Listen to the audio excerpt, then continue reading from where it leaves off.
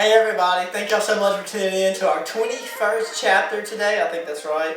21, maybe 21. 21st chapter today.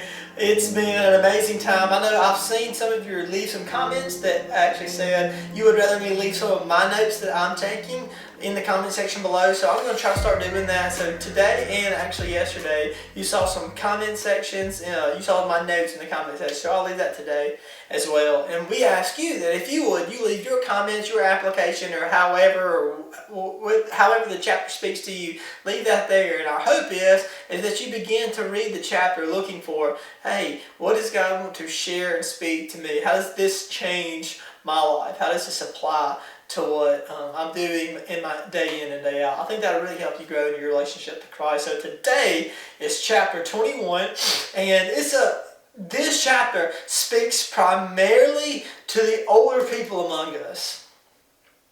We are seeing right now a outpouring of God's Spirit that started, I think it was in Asbury in Kentucky, and it's going from college campus to college campus to college campus, not only at places like Lee University, but to places like Texas A&M, Auburn, even down here to Mississippi State. Revival has been kind of spreading across all these young places. Even right down the road, we kind of talked about this Sunday, we saw some great things happen with 52 people being saved at the church 30 minutes from here. We see an outpouring of God's Spirit in the young people. That's what I'm trying to say. But this chapter primarily speaks to those of us who are older. Why?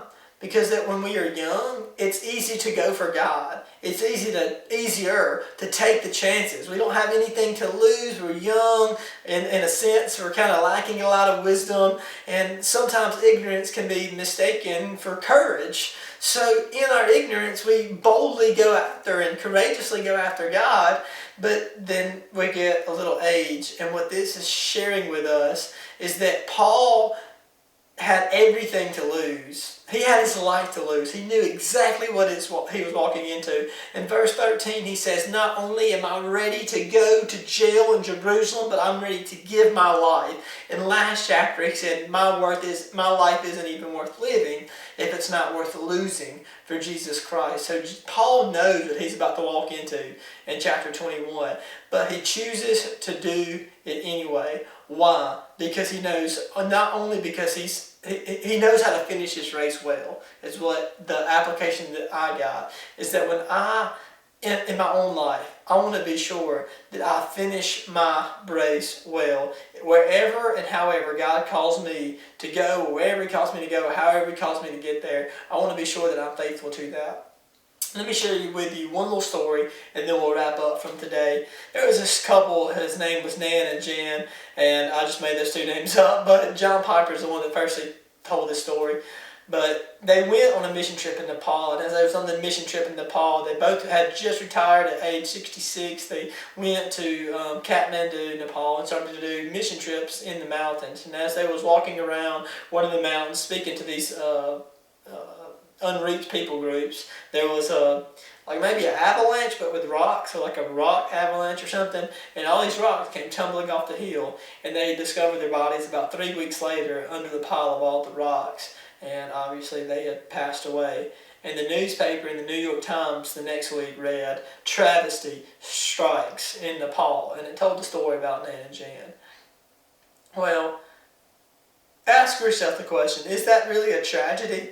I mean, these are two people that at the end of their life, going into retirement, when they should take it easy, collect shells, go on vacations, spend their money how they want to spend their money and relax, they decided instead to go to Nepal and serve others. And in so doing, they lost their lives serving Jesus Christ. And in my opinion, that is not a travesty. That is actually something that I call glorious. The travesty is when we get older in our lives and we say, instead of serving Christ, I'm going to serve myself. I believe that that is the bigger tragedy. So I want to just encourage all of you who are listening that may be a little bit older in age, don't quit.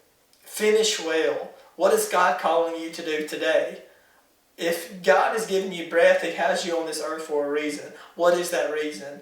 And to the extent that you can answer that question, you can serve God. And ultimately, it is to glorify God with our lives. So is your life bringing glory to God, not only at the young ages of our life, but at the older ages of my life as well. So that's kind of what I got from today. I thought it was a really, really good chapter, and I say this every week, but they're all so good. I love all the chapters. But tomorrow is going to be chapter 22, and I encourage y'all to tune in. And until next time, peace.